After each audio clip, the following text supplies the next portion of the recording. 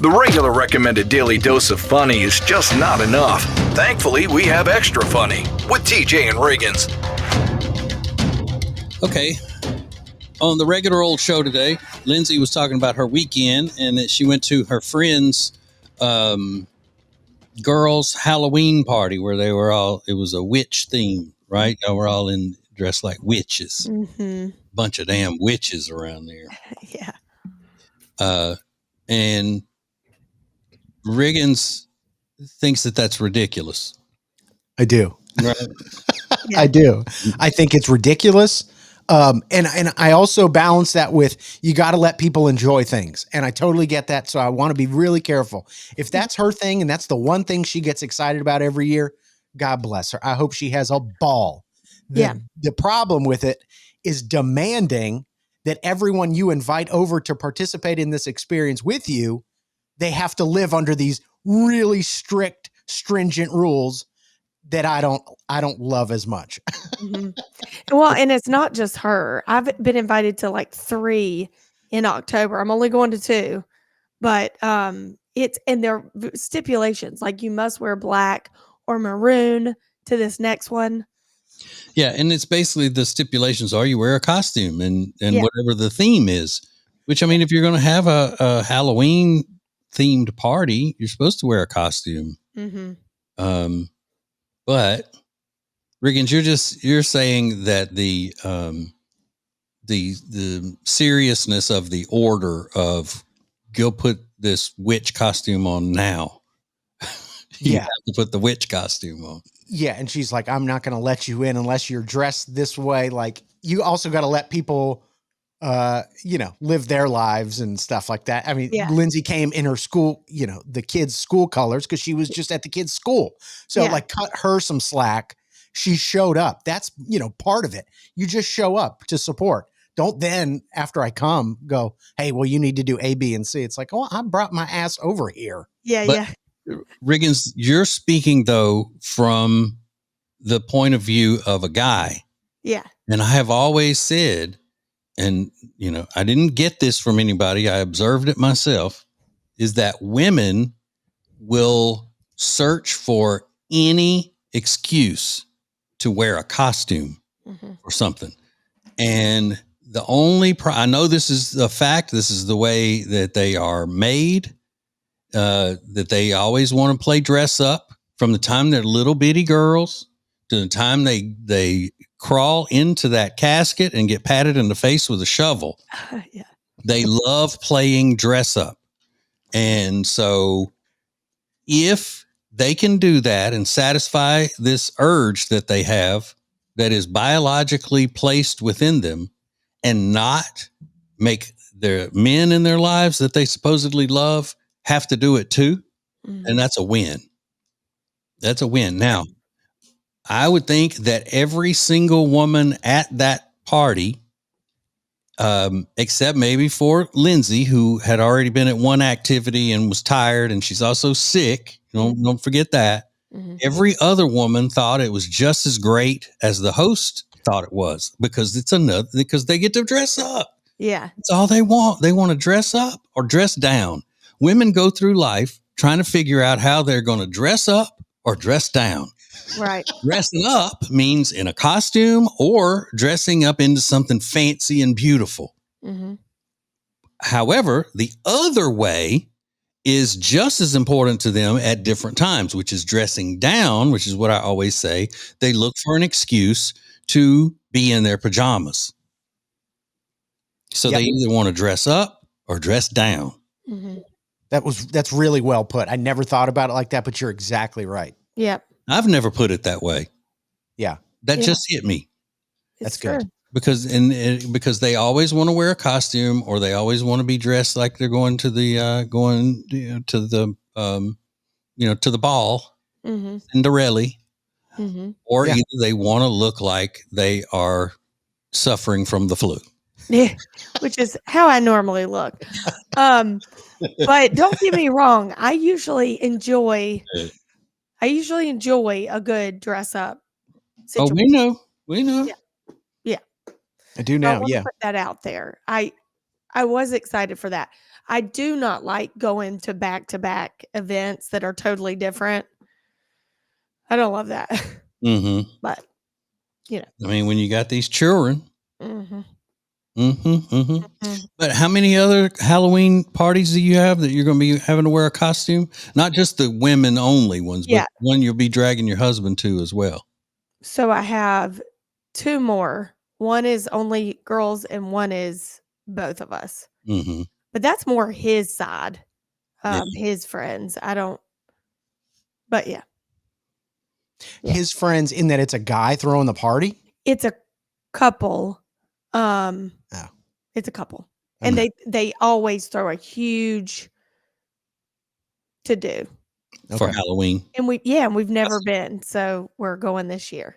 Yankees? No. No, they're not? No. Hmm. They're from Nashville, I want to say. Originally? Mm-hmm. Same thing.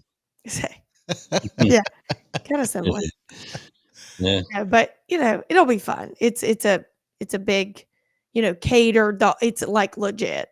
At their house, or do they rent out a space for it? At their house. Okay. And big house. So. Okay, so when you are talking about these other parties that you're going to that are women only, those women hire professional decorators and all of that to do the decorations and all, they're just doing it. Mare is she is a Halloween expertise, and she will not let anyone. She does the best of the best, so she does her own. And then this other girl I'm going to, I don't know. This is the first year of this, so we'll see. We'll see. Yeah. But I mean, it's just what I'm saying. If it were the only activity on the schedule for the day, Riggins, Lindsay would have been fired up she would have been putting so much work into what her costume was going to be and everything. What? Sorry, go ahead. Oh, I've already got my costume for the next one. Do you think Lindsay would get more excited because she gets the opportunity to dress up, or the fact that she gets to, hang with her girlfriends? Which is more important, do you think? Dressing up. Yeah. She can hang with her girlfriends anytime in regular clothes. Right? Cute pics, Yeah. Yeah. Oh, it sounds miserable. Yeah. I know. And I don't think enough husbands use it as ammunition to fight back with a woman who accuses them of being immature. Because wives are always talking about how immature their husbands are. Where all the husband has to do is just turn it back on them and go, well, I mean, I don't think that dressing up in a silly playing dress up, is the end all be all of the season like you do. You don't see me having to walk around here dressed up like I've got a box full of costumes in my playroom. Or wigs. Yeah. But why do women get a pass with the dressing up, but guys don't get a pass with you in as far as video games are concerned? Like, you just accept that women are going to play dress up, but you can't stand that guys play video games. I call women out for being immature all the time about it. Yeah, I mean, I say it's immature, and that's what I'm saying. I'm saying that husbands ought to use that as coming back at them as a comeback in an argument. Yeah. If the woman is accusing them of being immature, say, well, at least I don't have to play dress up. Well, and video games are totally different, right? Because you can't be hot and play video games. You can be hot and dress up, I mean, right? I've never heard somebody put it so succinctly like that. I mean, it's cut and dry. I mean, Is it? Okay. Yeah. This is TJ Riggins Extra Funny. New radio is your new marketing, advertising, and influencing dream option. Go to tjriggins.com/explosion. The future of advertising is here. tjriggins.com/explosion. Thank you for being part of the new radio explosion. Let's do it! Now, back to TJ and Riggins Extra Funny. Lynn, your Bible school is tomorrow, right? Uh-huh. Okay. It's not today. It's tomorrow. Mm-mm. How often do you have to participate in where they say, Lindsay, what do you think of this and this? Do you ever have to stand up and, I know that you don't like addressing the group when it comes to stuff like that. Yeah, I mean, I don't mind it. We're at tables of 10 Yeah. and there's like 300 or more. So nobody really has to speak. We have a table leader and she'll just say, if you want to talk, you can talk. But Well, we have a clip of Lindsay reading the day's Bible lesson, like from the scripture. perfect. And I don't blame you for not wanting to do this in front of the whole class. Listen. He maketh me to lie down in green pasture. He leads me beside the still water. He restores my soul. He leads me in the righteous for his name's sake. Yea, I walk through a valley shelter of death. I will fear no evil. I will fear no evil. For there are with. Yeah, so I guess you didn't have a chance to practice before Woo! Woo! that day. Yikes. Is she drunk? I mean, Paginer. Yeah. I mean, Ever. You need a new what do they call it? New standard revised edition that puts Yeah. it into layman's terms. And possibly the bigger print, I'd say. Yeah. maybe, yeah. Mm. King James did not expect that little rendition. 300 people, 300, and all women, right? All women. 300 people for a Bible study group. Yeah. Maybe more. I'm trying to calculate how many. I don't know how many tables there are. It's a lot. And it's one lady up on the stage, which she's amazing. And there's a wait list for this. Yeah, I know. You always talk about that. And It's hardcore. and so she's the one that leads it the whole time. Yep. Is she part of the church staff, or is she just a regular woman that knows the Bible? She is a regular woman. Her dad was a pastor. She's a member of the church. Her boys go to school there too. But she knows her stuff. Growing up, her mom was Catholic and her dad was Baptist. So she grew up going to two different churches at like 3 times a week each. Yeah. So she couldn't figure out why she was going to all this church growing up, but it actually helped her do this job now so she can talk to so many different denominations and people, and it's incredible. Now, which parent was Catholic and which was Baptist? I want to say her dad was a pastor at a Baptist church and her mom went to a Catholic church. Okay, so the dad just signed up for a life of holding his wife's hair while she throws up. What do you mean? Because Baptists don't drink at all and Catholics drink it all. Oh, yeah. So, oh, that's funny. Yeah, I never thought about it like that. Catholics love drinking. Mm. It's part of it. Oh. So he married a Catholic girl, then. Yeah. Ooh. Now, I wonder if her mama turned Baptist. Never. And she said she learned. Go to a different church? So the kids went to both churches. And so every day she was at a different church. She said. Okay. That's what I'm saying. So the wife of the pastor went to a different church. Oh, yes. Oh, I don't like that. Yeah. Well, she went to his church, but then she also went to her church. Real church. Yeah.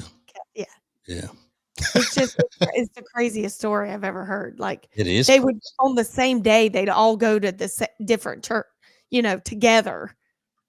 Two churches. Is she also like a motivational speaker kind of person? Or okay. And she's fantastic. I mean, I cry almost every time.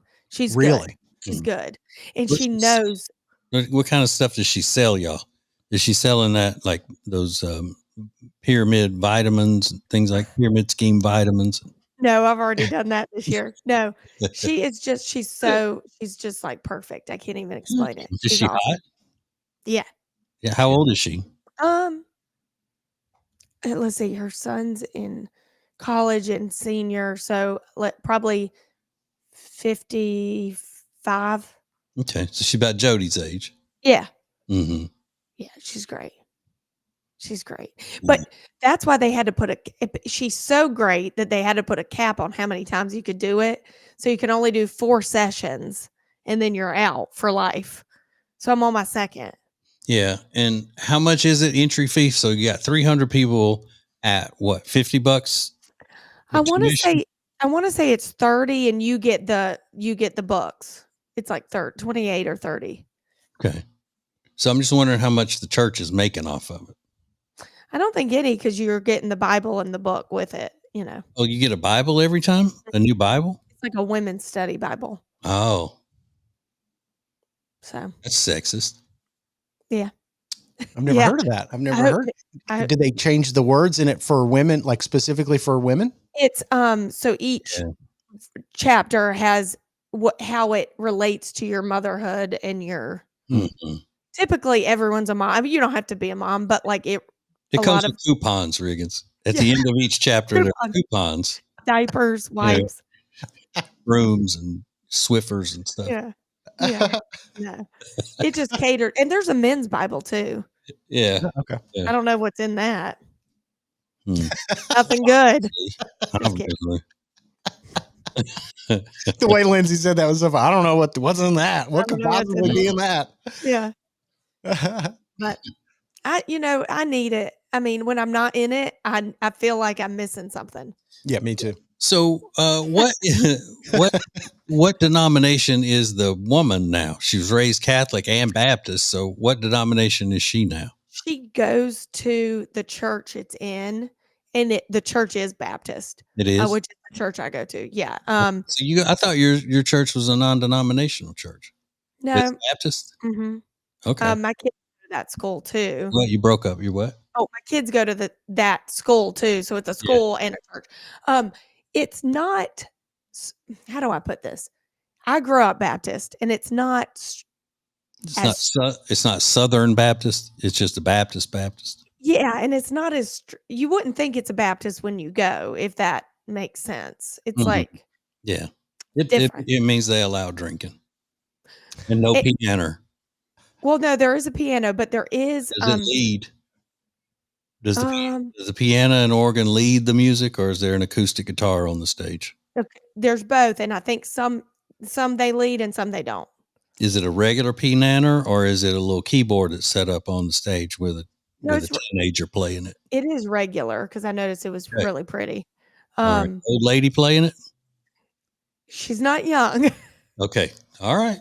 Not young. Well, but I mean, not super old, but not young. Yeah.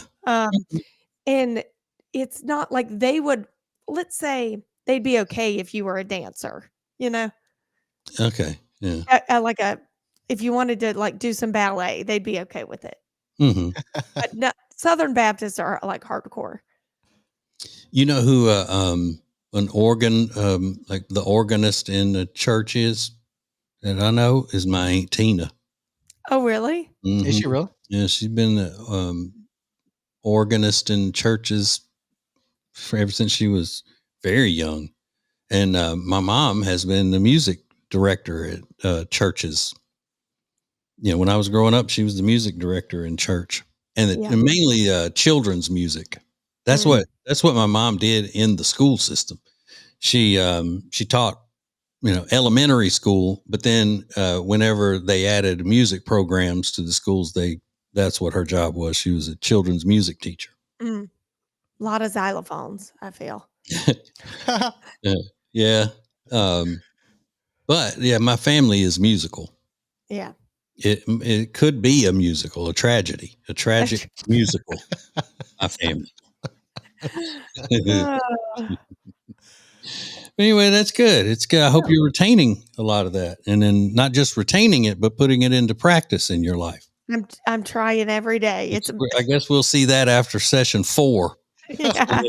Will they kick you out? Yeah. It's Extra Funny with TJ and Riggins.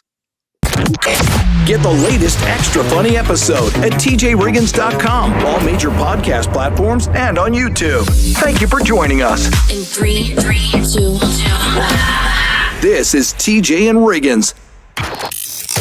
Proving once again that we'll do anything for $1. This is the Extra Funny Podcast with TJ and Riggins. Hey, all right. So I had a big night, Friday night,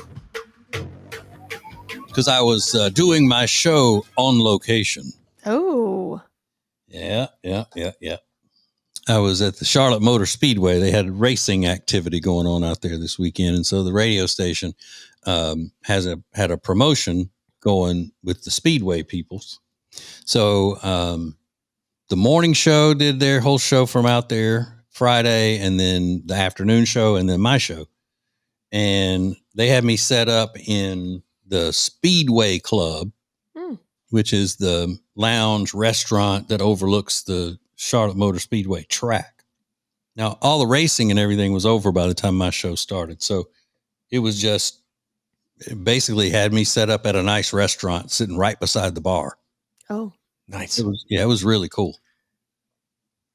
And we had to interview people who work at the Speedway, because it was like a promotion for the Speedway itself. It's its own business.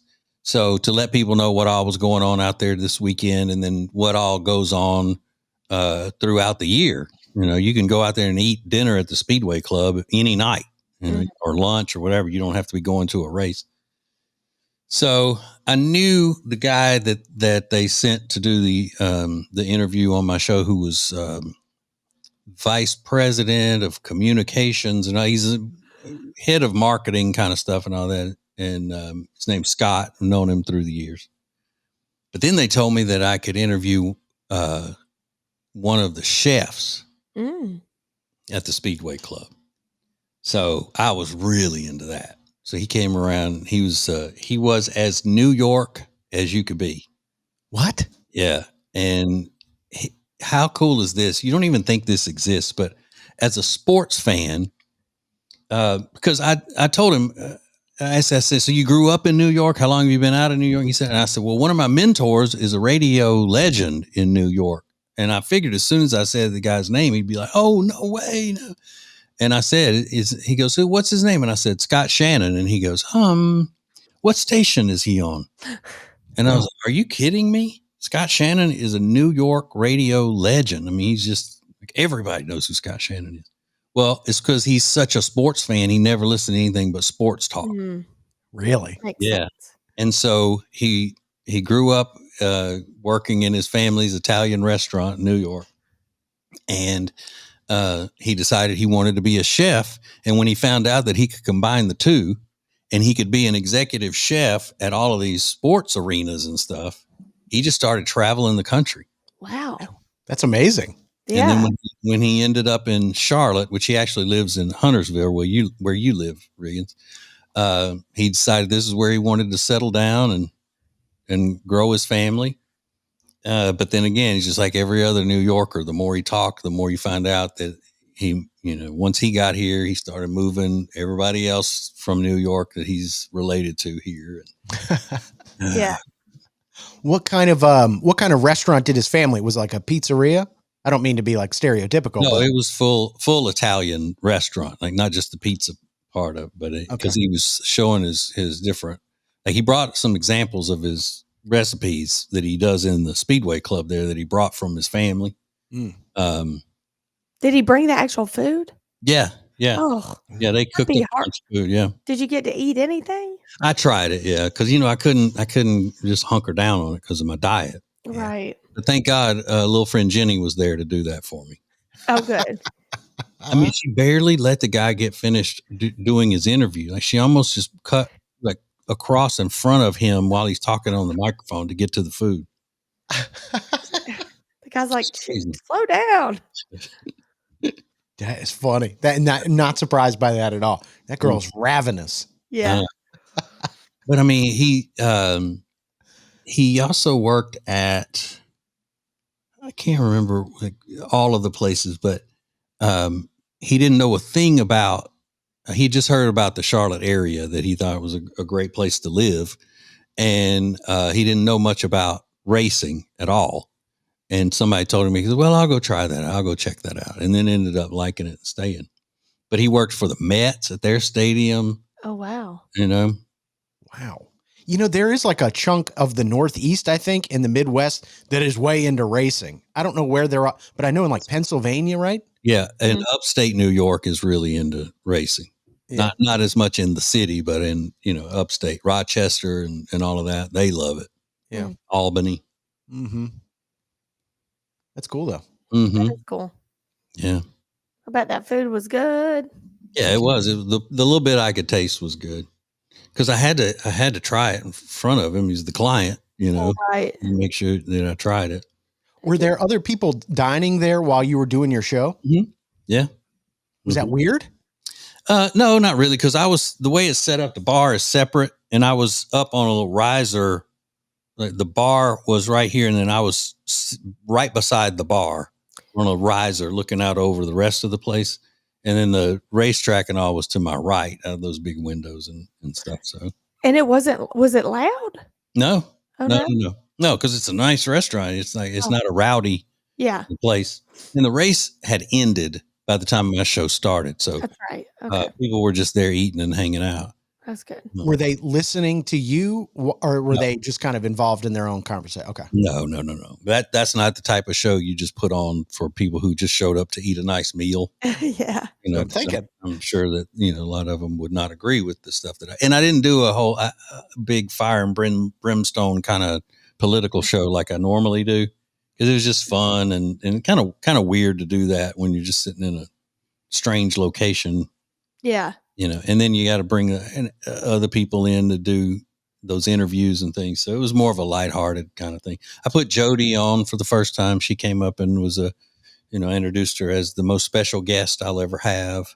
Oh, That kind of thing. Did she want to talk about the big, beautiful bill? No. She wanted to talk more about, coming down on Antifa as a domestic terrorist group. I want to see blood in the streets. So I want their blood in the streets. No. I would listen to that. Yeah. See, she gets, while she and I have the same principles when it comes to that sort of thing, she doesn't like talking about it. Yeah. She doesn't want to get, too much into that aspect of it. She's like, just it's fine. Okay. Yeah. If I start to make a joke about, politics or whatever on TJ and Jody's house, she's like, okay, wrong show. It's on the other show. Yeah. It's not the show for that. That's But we didn't talk about any of that stuff. It was just basically I was killing time. Yeah. Just trying to have some fun. Sure. But I didn't know you could just go out there and eat and hang out. Yeah, that is pretty cool. Yeah. Were there people still milling about like in the infield and stuff? Because I know it was a big race. It was that Roval or whatever. Okay. Yeah, and the Roval didn't happen until yesterday, but that night was the truck race. Okay. I actually know one of the guys who drives a truck in the race, and then I saw him Saturday at my little friend Jenny's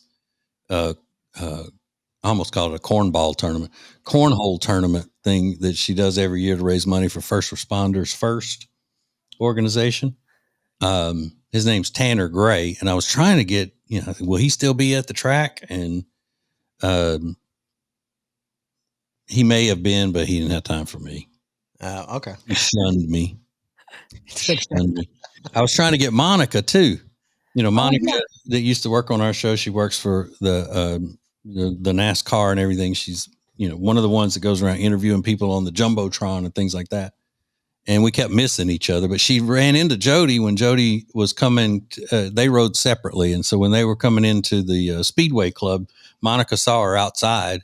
Oh. And I guess, I'd left Monica, we had traded messages. You know how they say that. Mm-hmm. Traded messages. And the last one that I offered, she didn't have time for. Oh, well. She's busy. No, she was actually, I guess, hosting the hauler parade that was going on right when my show started. It's when all the race teams have their big trucks and they I guess people wanted to see him riding by in a parade, and she was hosting that. Wow. And I was sad I missed it. Oh, man. Like, what? I missed a hauler parade? I'm like, what? Hell out of here. Yikes. Yeah. Wow. Darn it. A lot of information I just got.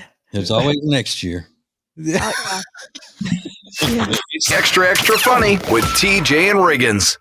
TJ, Riggins, and Lindsay want to thank you for listening. Let's go! This is the TJ and Riggins Show.